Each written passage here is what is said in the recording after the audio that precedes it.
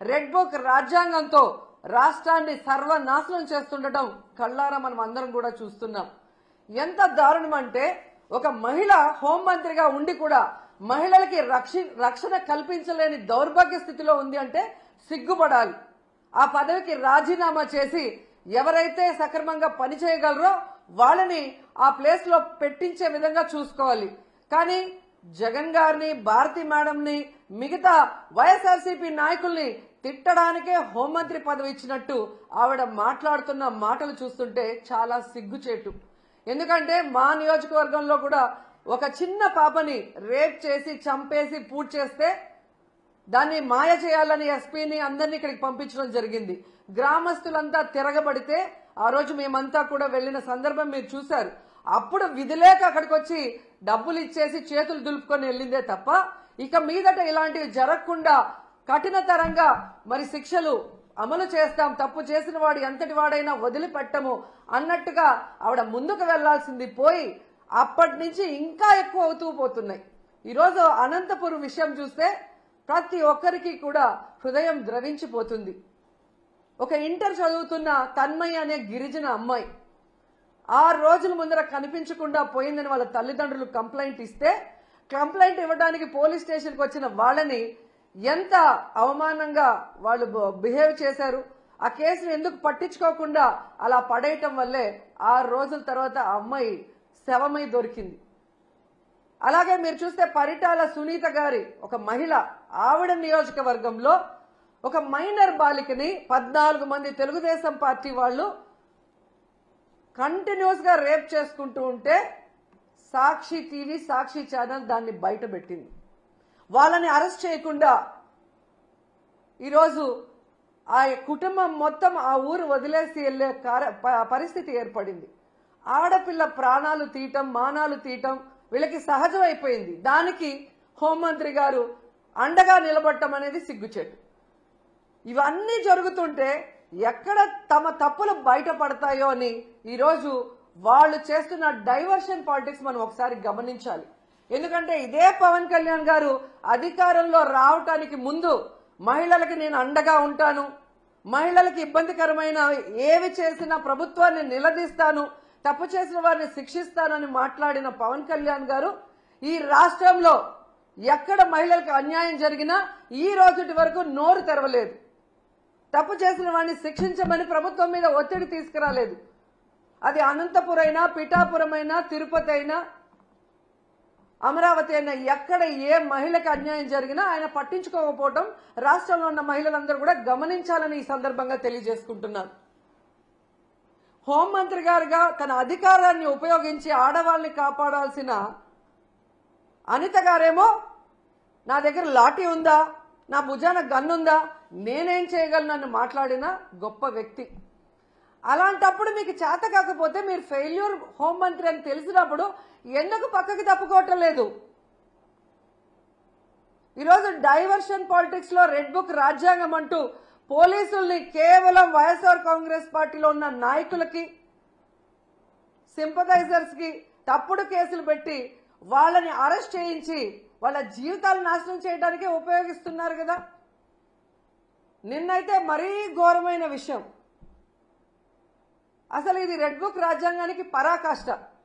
కొమ్మినేని శ్రీనివాసరావు గారు అంటే చేతులెత్తి నమస్కరిస్తారు. అంత గొప్ప జర్నలిస్ట్. 70 ఏళ్ల వయసులో ఆయన మీద ఎస్సీ ఎస్టీ తప్పుడు కేసు పెట్టి ఈరోజు హైదరాబాద్ నుంచి ఎలా మీరు తీసుకొచ్చారో ఈ రాష్ట్ర ప్రజలందరూ కూడా గమనిస్తున్నారు. దీని గురించి మనం నిజంగా చాలా క్లియర్ కట్ గా మాట్లాడుకోవాల్సిన అవసరం ఉంది. ఆంధ్రప్రదేశ్లో ఈరోజు ఎవ్రీ మార్నింగ్ అన్ని పేపర్లో ఉన్న హెడ్లైన్స్ ని డిస్కస్ చేసే క్రమంలో అమరావతిలో ఏ విధంగా రైతుల దగ్గర ఇప్పటికే 50,000 ఎకరాలు లాక్కొని వాళ్ళకి ఇంతవరకు ఏం చేయకుండా ఇంకా 50,000 ఎకరాలు దోచుకొని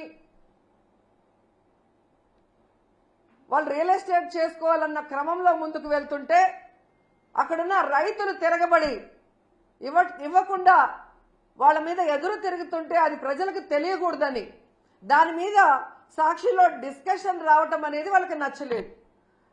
ఇక్కడ ఇంకొకటి ఏంటంటే ఆ డిస్కషన్లో ఒక జర్నలిస్ట్ డిస్కషన్కు వచ్చిన ఒక జర్నలిస్టు ఒక మాట ఏదో మాట్లాడారని దాన్ని ఆ క్షణంలోనే కొమ్మినేని గారు ఖండించారు. నాకు తెలిసి ఆయన డిస్కషన్స్లో ఎప్పుడూ కూడా ఎవరూ కూడా తప్పుగా మాట్లాడితే ఆయన ఒప్పుకోరు, వెంటనే ఖండిస్తారు. అలాంటి గొప్ప వ్యక్తిని ఈరోజు ఎవరో మాట్లాడిన దానికి తన తప్పు చేయకపోయినా క్షమాపణ కోరిన కొమ్మినేని శ్రీనివాస్ గారిని అరెస్ట్ చేసి సంబంధమే లేకుండా ఎస్సీ ఎస్టీ కేసు పెట్టి ఈరోజు జగన్ గారు భారతమ్మ క్షమాపణ చెప్పాలి అని చంద్రబాబు నాయుడు, లోకేష్, హోంమంత్రి అనిత గారు డిమాండ్ చేయడం చూస్తుంటే ఈ రాష్ట్ర ప్రజలకి నవ్వాలా ఏడవాలా అర్థం కాలేదు. ఈరోజు నేను సూటిగా ప్రశ్నిస్తున్నా చంద్రబాబు నాయుడు గారిని, అనిత గారిని, లోకేష్ గారిని, క్షమాపణ అంటూ చెప్పాల్సి వస్తే అది మొదట ఎవరు చెప్పాలో తెలుసా? కోడలు మగబిడ్డని కంటే అత్త సంతోషించదని ఆడవాళ్ల పుట్టుకనే అవమానించిన చంద్రబాబు నాయుడు ముందు క్షమాపణ చెప్పాలి. ఆడపిల్ల కనిపిస్తే ముద్దు పెట్టాలి లేదా కడుపైనా చేయాలి అన్న బాలకృష్ణ గారు క్షమాపణ చెప్పాలి. అలాగే మీరు చూస్తే జగనన్న తన కూతుర్లు చూడటానికి లండన్కి వెళ్ళినప్పుడు ఆయన గురించి నీచంగా మాట్లాడిన లోకేష్ క్షమాపణ చెప్పాలి.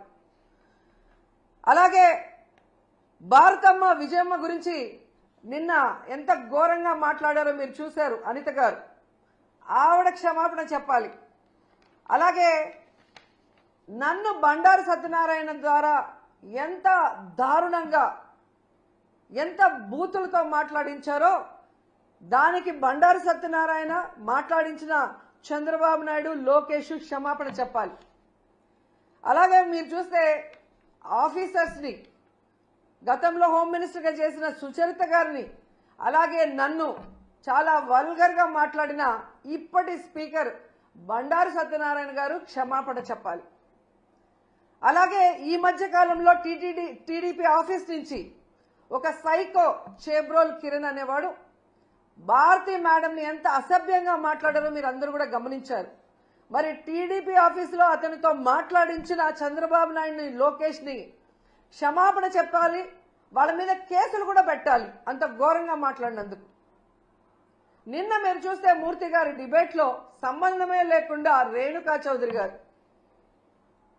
ఎంత అడ్డదిడ్డంగా మాట్లాడుతుందో మనం గమనించాం. మరి ఆవిడ మీద ఎందుకు కేసు పెట్టలేదు? మూర్తి గారి మీద ఎందుకు కేసు పెట్టలేదు? ఎందుకు బిఆర్ నాయుడు గారు క్షమాపణ చెప్పలేదని నేను అడుగుతున్నాను. ఈరోజు సాక్షిలో మాట్లాడారన్నారు, అదే మాటలు ఆయన మాట్లాడిన విధానం తప్పు కృష్ణంరాజు అనే వ్యక్తి. కానీ అదే వార్తలు టైమ్స్ ఆఫ్ ఇండియాలో వచ్చాయి, అదే న్యూస్ ఈటీవీలో వచ్చింది. మరి వాళ్ళ ఆఫీసుల మీద ఎందుకు దాడులు జరగలేదు? వాళ్ళ మీద ఎందుకు కేసులు పెట్టలేదు? కేవలం సాక్షి మీద ఎందుకు దాడులు చేస్తున్నారు? అలాగే ఎందుకు సాక్షిలో మాత్రమే ఈరోజు కొమ్మినేని గారి మీద తప్పుడు కేసు పెట్టి అరెస్ట్ చేశారని నేను అడుగుతున్నాను. ఎందుకంటే కొమ్మినేని గారి మీద ఎప్పటి నుంచో లోకేష్కి, చంద్రబాబు నాయుడికి కక్ష. గతంలో అమరావతి భూములు, 3 పంటల భూములు దోచుకొని రియల్ ఎస్టేట్ చేస్తున్నారన్న క్రమంలో ప్రజలు అక్కడ ఎవరైతే తిరగబడ్డారో, రైతులు తిరగబడ్డారో అవన్నీ కూడా ఆయన తన డిబేట్లో ప్రజలకు అందిస్తున్నారన్న కక్షతో ఎన్టీవీ యాజమాన్యం పైన ఒత్తిడి తీసుకొచ్చి ఆయనని ఆ ఛానల్ నుంచి బయటకు పంపించారు. అక్కడి నుంచి వేరే ఏ ఛానల్లో ఆయన వెళ్ళినా అక్కడ రానికుండా గేట్లు వేయించారు. సాక్షిలో ఉన్నారు కాబట్టి ఈరోజు ఆయన మీద కక్ష కట్టి ఇటు జగనన్నని, భారతమ్మని ఇరికిస్తూ అటు కొమ్మినేని గారిని ఇరికించాలని ప్లాన్ చేయడం నిజం కాదా అని అడుగుతున్నాను. ఎందుకంటే ఈ డిస్కషన్ జరిగింది జూన్ 6వ తేదీ.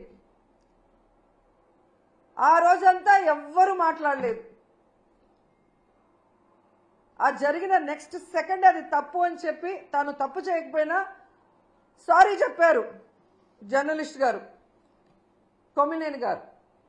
అయినా కూడా ఆ నెక్స్ట్ డే జూన్ 7వ తేదీ లోకేష్ గారు చంద్రబాబు నాయుడు గారు పని కట్టుకొని టీడీపీ సోషల్ మీడియా ద్వారా వైరల్ చేసి ఏ విధంగా వచ్చిన జర్నలిస్ట్ కృష్ణంరాజు గారు మాట్లాడిన మాటల్ని ఇటు సాక్షికి అటు కొమ్మినేనికి ఆపాదిస్తూ తన అనుకూల పచ్చ ఛానల్స్ లో దాన్ని ఎలా విష ప్రచారం చేశారు, తమకు అనుకూలంగా ప్రచారం చేసుకొని ఆ రోజు మధ్యాహ్నం 3:09 లోకేష్ ట్వీట్ చేయడం జరిగింది. అంటే ఒక పథకం ప్రకారం చంద్రబాబు నాయుడు, లోకేష్, డీజీపీ గారు, ఇంటెలిజెన్స్ చీఫ్ వీళ్ళందరూ కూర్చొని ఇది చేయకపోతే ఈ విధంగా జూన్ 6న మార్నింగ్ జరిగిన ఆ డిస్కషన్ ని జూన్ 7 మార్నింగ్ నుంచి విష ప్రచారం చేస్తూ లేని వాటిని వక్రీకరిస్తూ తమ పచ్చ ఛానల్లో అనుకూలంగా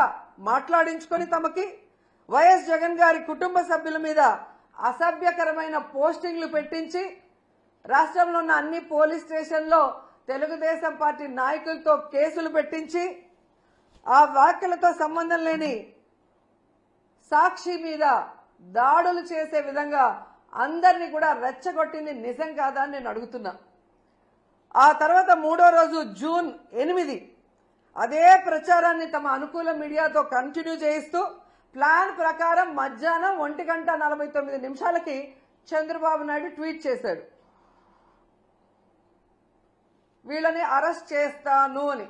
అడిగింది కొడుకు, చేయించింది తమ పార్టీ నాయకులతో కంప్లైంట్లు ఇప్పించి తమ పచ్చ ఛానళ్లతో తప్పుడు ప్రచారం చేయించి పెద్ద మనిషిలాగా దాన్ని కేసు పెట్టి అరెస్ట్ చేస్తానన్న